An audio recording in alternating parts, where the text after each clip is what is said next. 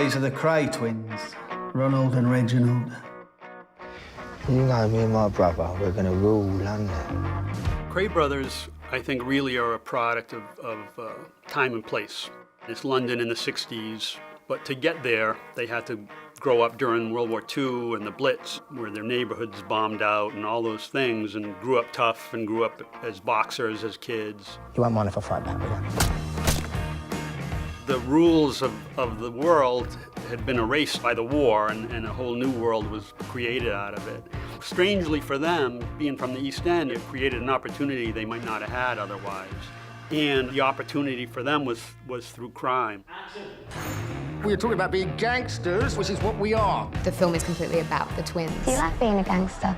I like the money and the respect. It is sort of told from Francis's point of view, and I think that has to do with the fact that Brian didn't want to glamorize their world and for the story to be told through the eyes of kind of an innocent character. You take my breath away. You must be Francis. Do you think we look alike?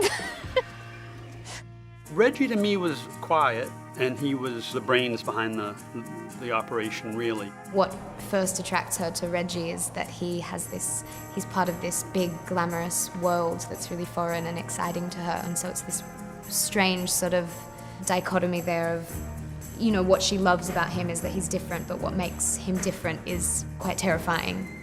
He was divided between wanting to be part of this outlaw world and actually looking for a kind of normality. And he saw in Francis that world of normality. Ron, on the other hand, was very boisterous and very funny by all accounts, and the life of the party, but it could all turn on a dime, and there was a dark side to all that. Your brother Ron is violent and psychopathic. He's off his rocker. I come here for a proper shootout with some proper men. A shootout, right, is a shootout! Like a western. One of the central things that Brian has discovered, he talked to an associate who was jailed with the Krays. He asked him, what about Frances? What did she mean in all this story?